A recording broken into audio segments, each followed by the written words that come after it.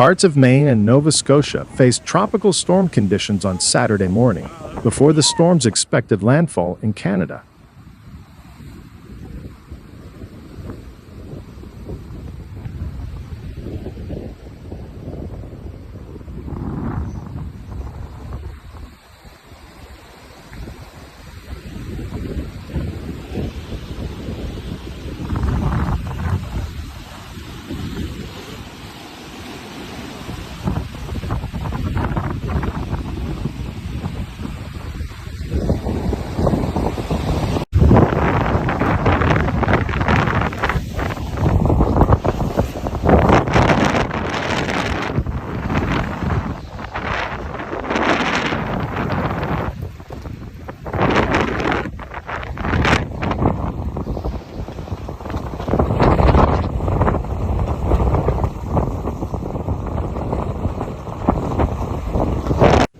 Lee transitioned to a post-tropical cyclone from a hurricane early Saturday, but it was still producing hurricane-force winds as it approached Nova Scotia, the Hurricane Center forecasters said.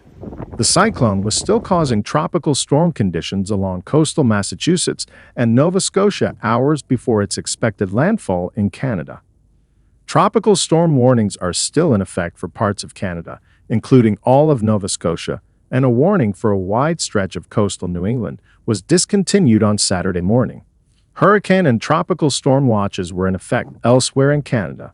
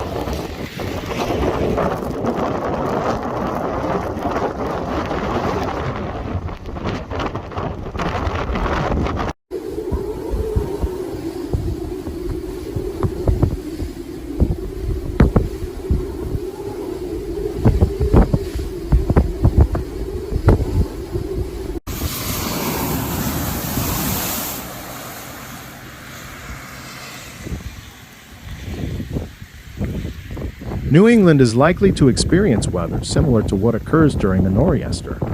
During such storms, which typically occur in late fall and through the winter, large waves crash ashore and often flood coastal roads. The diminished storm is still producing hurricane-force winds that extend far from its epicenter and are expected to reach the coastline. And for areas inland, it is going to be a pretty breezy day. Leaves are still on many trees, and abundant rain over the last several weeks could make some areas more susceptible to wind damage. That soil erosion caused by record rainfall means trees are less securely rooted in the ground, which could lead to power outages. Government leaders across New England and Canada had issued alerts and warnings anticipating the arrival of a powerful storm this weekend, though a small shift east or west still could make a significant difference in how damaging it will ultimately be. As of 11 a.m. Saturday, Lee was about 105 miles south-southeast of Eastport, Maine, and 150 miles west-southwest of Halifax, Nova Scotia, and was moving north at 22 meters. The core of Lee is near the west coast of Nova Scotia and will likely brush the western portion of the province during the next couple of hours. This afternoon, it will move inland, nearing the U.S.-Canada border.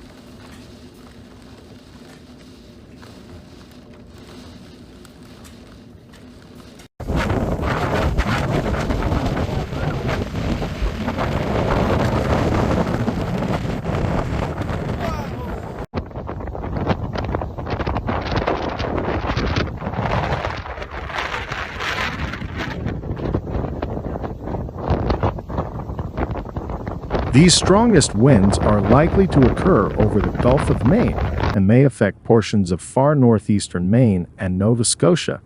Such winds can cause roof damage to homes, topple trees, and down power lines. With the strongest threat of the storm expected in Nova Scotia, the hurricane watch was discontinued for Maine, but a tropical storm warning still remains in place.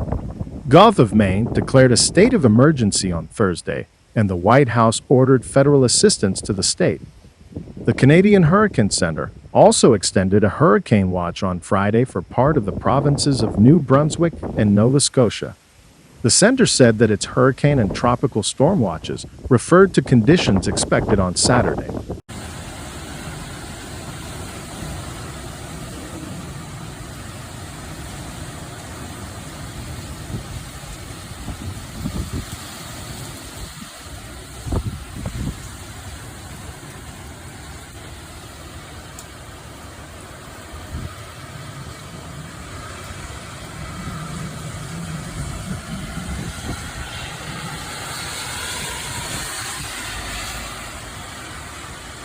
A tropical storm warning, meaning winds of 39 miles per hour or higher are expected within about 36 hours or less, was in place from Westport on the south shore of Massachusetts and the islands of Nantucket and Martha's Vineyard through parts of New Brunswick and Nova Scotia in Canada.